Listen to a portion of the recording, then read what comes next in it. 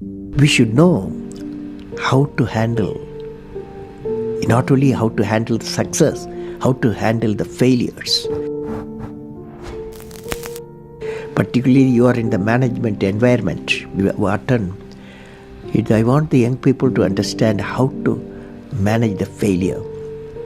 Because any task you do, you have to come across problem. Problem should not become the captain of the individual or the project chief. The project chief should become the captain of the problems and defeat the problem and succeed. Learning gives creativity. Creativity leads to thinking. Thinking provides knowledge. Knowledge makes you great. History has proven that those who dare to imagine the impossible are the ones who break all the human limitations. In every field of human endeavor, whether science, medicine, sports, arts or technology, the names of the people who imagined the impossible are engraved in our history. By breaking the limits of their imagination, they change the world. You take C.V. Raman, you take Newton, you take Einstein, you take Chandrasekhar. By breaking the limits of their imagination, they change the world.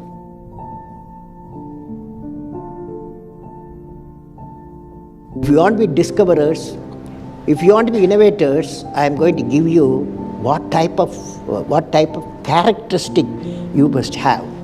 Invention and discoveries have emanated from creative minds that have been constantly working and imagining the outcome. The telephone, he was imagining the outcome in the mind. With imaging and constant effort, all the forces of the universe work for that inspired mind, thereby leading to invention discoveries. Sir, I would like to hear from you a few tips for the upcoming generation to succeed in life.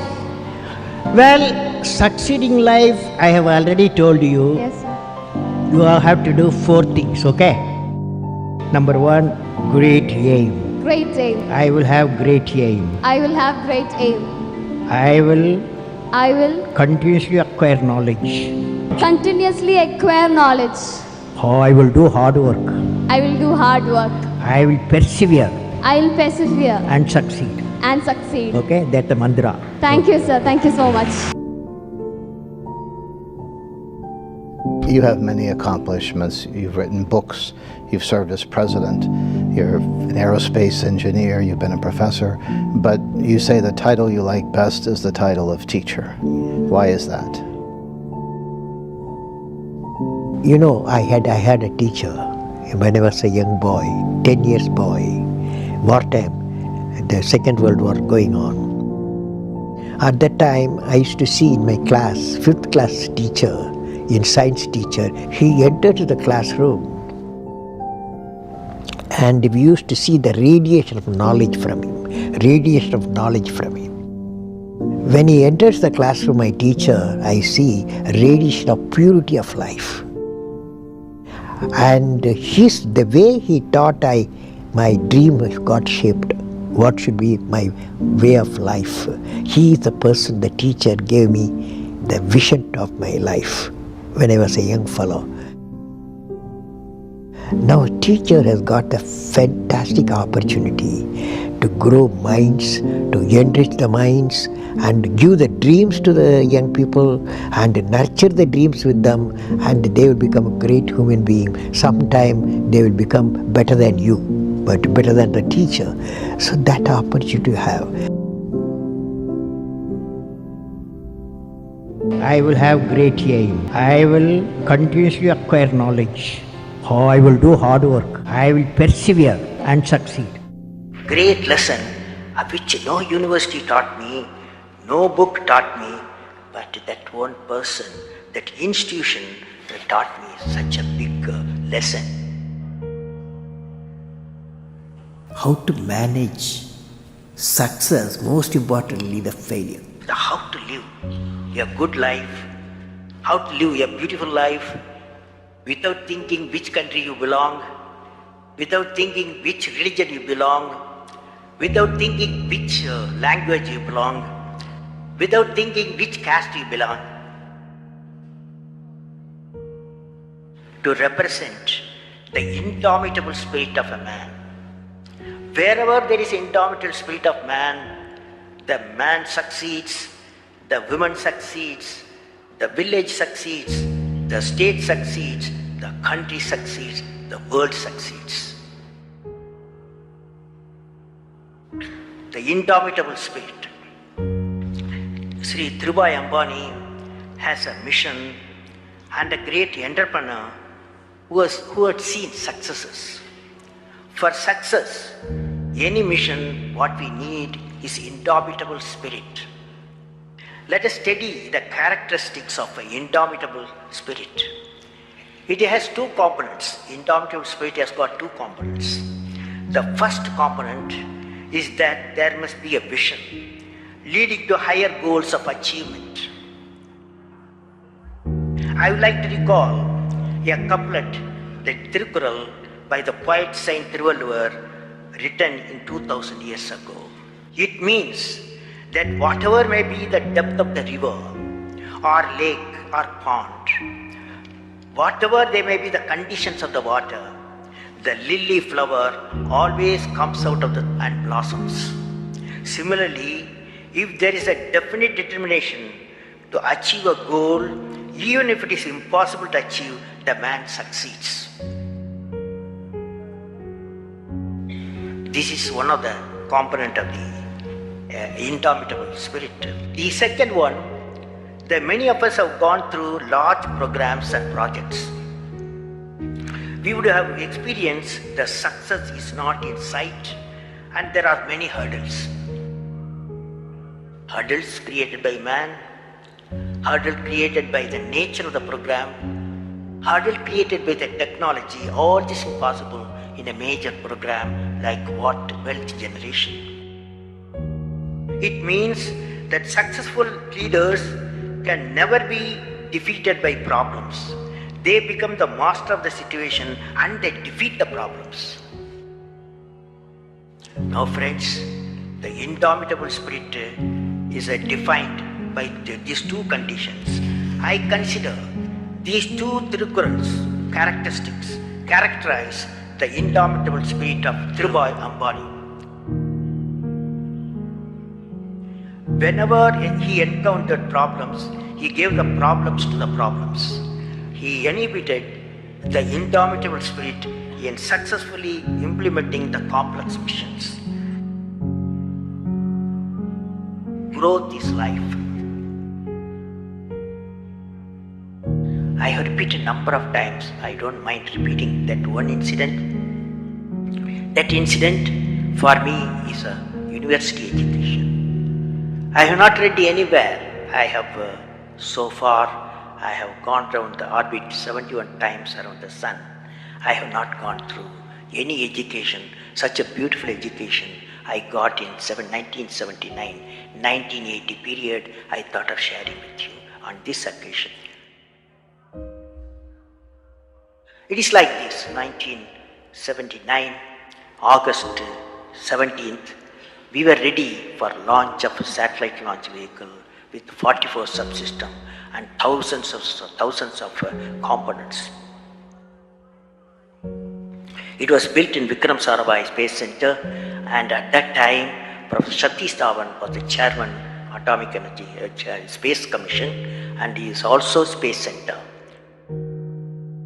And he gave me the task in 1973 to build a satellite launch vehicle, to put a satellite in the orbit. 1973, he gave me this task. In 79, we were ready, thousands of engineers, 10,000 of workers and staff, they all worked together. Then we moved the satellite launch vehicle from Vikram Sarabhai Space Center to the now Satish Dhawan Space Center at Sriharikota. So the launch vehicle was in the launch pad, and that day, 17th August 1979, and I am the mission director, project director, and we are all in the control center, and computer takes over. Up T-minus 8 minutes, computer will take over, because it's very difficult for me as a mission director to check hundreds of parameters. So it has to be checked. Computer, we hand over the whole launch of the rocket system to the computer. So when T-minus 8 minutes came, I handed over to the computer for the launch on 17th August 1979. And thousands of people are waiting for the launch mission centers, and they are working throughout the country and some downrange stations. Exactly at T-minus 8 minutes, computer took over. And then at T-minus 4 minutes, computer put a hold. It says don't launch. So we are all, because at that time, the whole rocket system is alive, and every explosive system, propellant system, electronic system, all are on, ready to launch. Computer says don't launch. At T-minus 4 minutes, then immediately a computer printout comes out. There's some problem in the second stage control system. There's a leakage, so you don't launch. Behind me, there are a number of experts, 6-7 experts, my expert 10 years, 20 years experience people. I turn to them, and they are their computers to find out what happened, and they tell me within a minute. They say there's a problem in the second stage control system and we cannot launch. Computer says, but we believe as experts, the igniter, that is oxidizer, is sufficiently more there. Even though there's a leakage in the system, you can launch. They asked me to launch. That is, I can say to the computer to shut off the computer. I can manually launch the rocket system. I discussed with my experts, I believed in them, I agreed with them, I am responsible for it. I immediately put the rocket in the manual mode. So rocket took off, 100 seconds, beautiful launch, and the rocket first stage did its job. It's a 4-stage rocket system. Then the second stage took off. Within a minute, within a second, it got into spin. That means it should be steady. It's a controlled rocket system by a guidance system. But it was going to spin. I knew I lost the rocket system. Within few seconds, instead of putting the satellite in the orbit, the whole system went to Bay of Bengal. So it was a failure.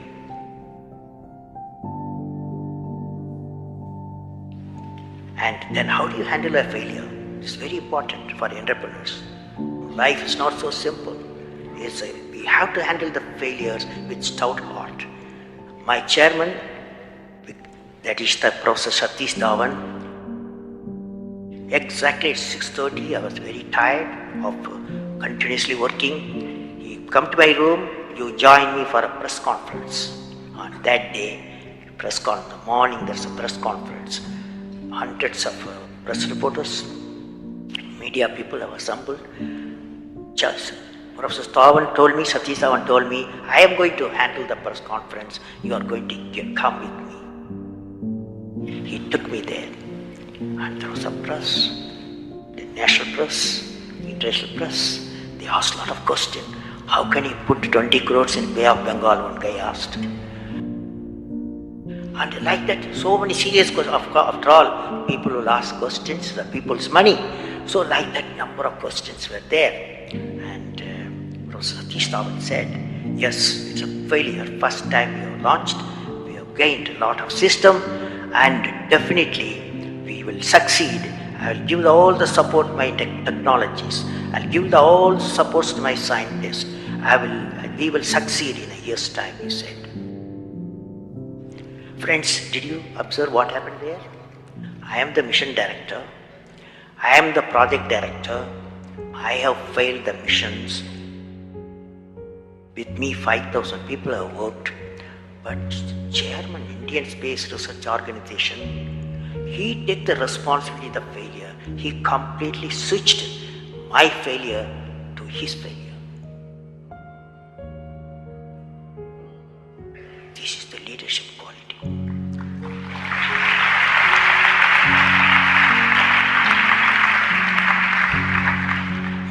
Exactly after 1 year, that is 18th July 1980, we go to the launch pad and the countdown starts. T-8 minutes I hand over to the computer. Computer checks out. First stage, it initiates the rocket system. First stage gives the required velocity. Second stage gives the required velocity. Third stage gives the required velocity. And fourth stage required the escape velocity for the put the satellite in the orbit. I am seeing in front of me what is the performance taking place. I took the microscope, I put the mic, I announced all the station. Here is your mission director. The satellite is in the orbit and we congratulate you, I told them. Now that's not the important, that's one of the important things happened. But after 30 minutes, Vikram Satish Dhawan called me. Go for press conference, you conduct the press conference, he said.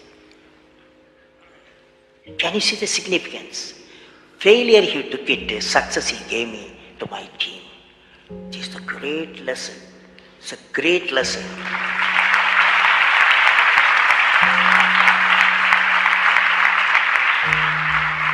This is a great lesson which no university taught me, no book taught me, but that one person, that institution that taught me such a big lesson.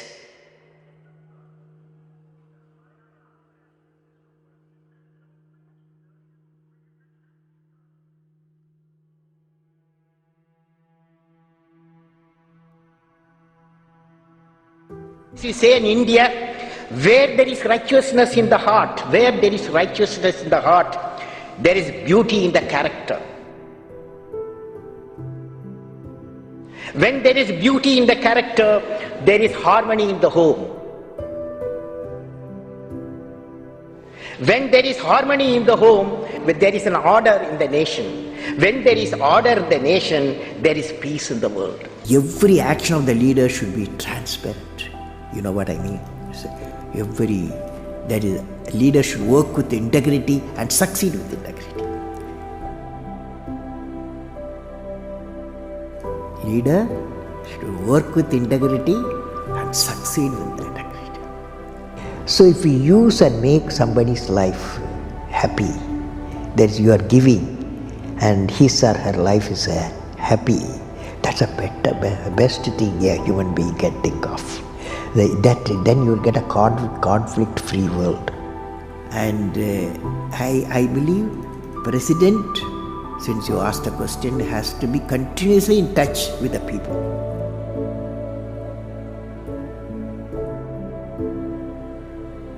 I have a feeling, whenever I give something, I feel happy. You see, this is you try. And that whatever you may have knowledge, you have sometimes better economy you may have, better because sometimes you can have a kind words you can have.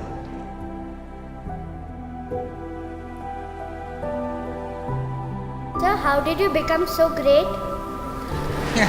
How did I become so great? That's the question. Well, I don't know how became. I don't know.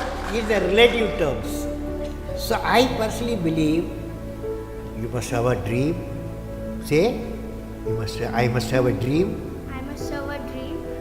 I must continuously acquire knowledge. I must continuously acquire knowledge. Hard work. And perseverance. perseverance. Not afraid of problems. Not afraid of problems. Then you will be successful. Okay?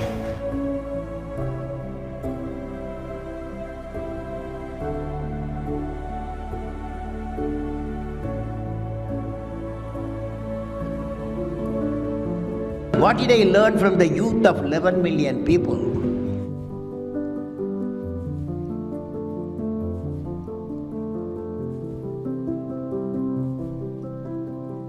I learned every youth wants to be unique. Every youth wants to be unique. That is you. Every youth wants to be unique. That is you. But the world around you is doing its best day and night to make you just everybody else.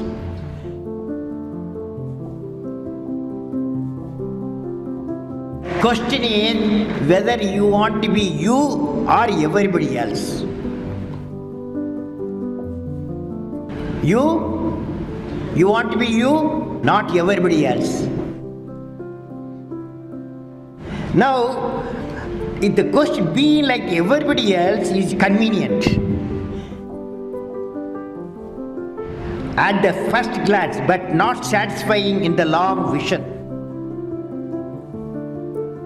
The challenge, therefore, my young friends, is that you have to fight the hardest battle. You have to fight the hardest battle which any human being can ever imagine to fight, and never stop fighting until you arrive at your destined place. That is the unique you.